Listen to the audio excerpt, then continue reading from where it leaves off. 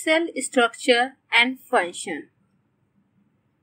Cytology is the study of cell, जिसमें cell के अंदर की होने वाली सभी प्रक्रियाओं का अध्ययन किया जाता है। हम यहाँ बात करेंगे स्ट्रक्चर ऑफ सेल के बारे में, उसके फंक्शन के बारे में, और एनिमल सेल और प्लांट सेल के डिफरेंट को भी हम यहाँ पे देखेंगे। तो ह्यूमन बॉडी कई सेलों से मिलकर बनती है। सेल्स से मिलके टिश्यू बनते हैं, टिश्यू से मिलके ऑर्गन्स बनते हैं, ऑर्गन से बनके हमारी बॉडी बनती है। सेलुलर स्ट्रक्चर के बारे में जानने के लिए बहुत सारी खोजें की गई, जिसमें जेनेटिक खोजें की गई और उसके डीएनए के स्ट्रक्चर खोजे गए, जिसके द्वारा सेलुलर कंपोनेंट और सेलुलर स्ट्रक्चर की बेहतरीन से बेहतरीन स्टडी हो सके। रॉबर्ट हुक ने सेल की स्ट्रक्चर की खोज की थी 17वीं सेंचुरी के मिड में, और ये बताया था कि सेल जीवन की एक बेस यूनिट है जिससे पूरी ऑर्गेनिज्म बनते हैं, पूरी लिविंग ऑर्गेनिज्म बनते हैं, इसलिए इन्होंने इसको बिल्डिंग ब्लॉक बोला।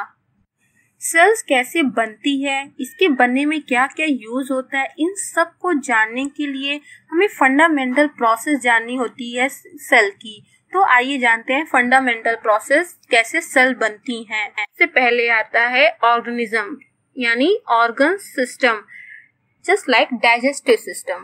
Digestive system carry our organs which are function in arranged order.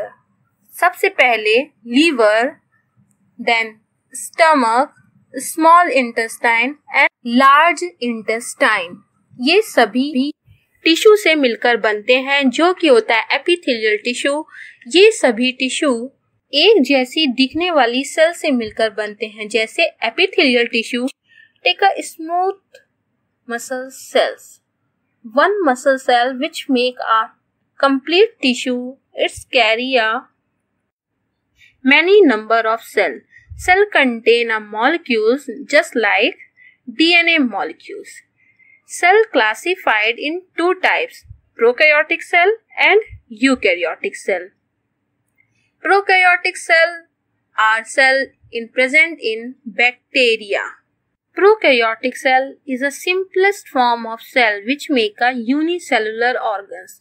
Bacterial cell membrane bound nucleus and other organs DNA. Circular and single strand DNA molecules present in cytoplasm of prokaryotic cell. Eukaryotic cell is a more complex and make a multicellular organs like plant and animal. Cellular component of eukaryotic cell is more complicated. इसके पास nucleus होता है जो membrane से घिरा नहीं होता है, और बहुत सारे ऑर्गन्स होते हैं जो मेम्ब्रेन से घिरे होते हैं। Every cell protected by the plasma membrane which made by bilipid layer and embedded with a protein. दो लिपिड की लेयर होती है जिसमें प्रोटीन के मॉलिक्यूल धसे होते हैं।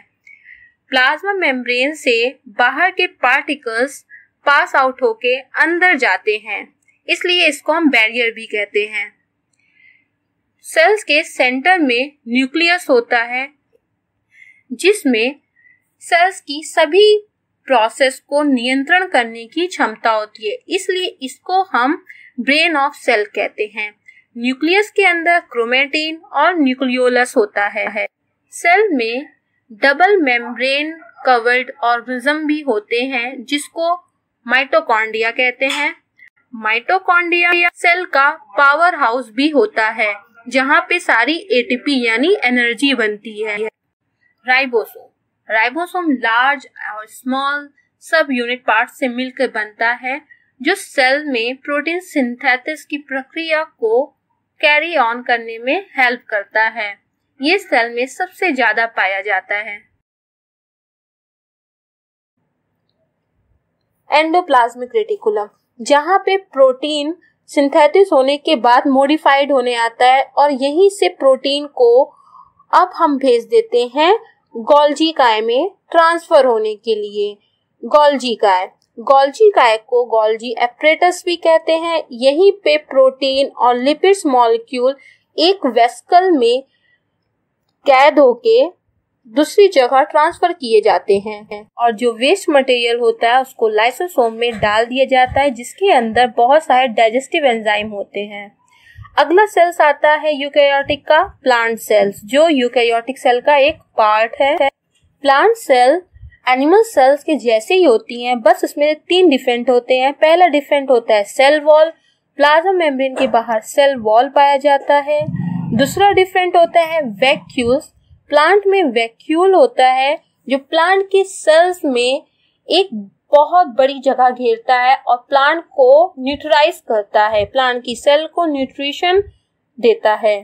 फिर आता है क्लोरोप्लास्ट, ये थर्ड इम्पोर्टेंट डिफरेंट है जो कि प्लांट में होता है। प्लांट में क्लोरोफिल होने के कारण ही हमें प्लांट ग्रीन कलर का दिखता है।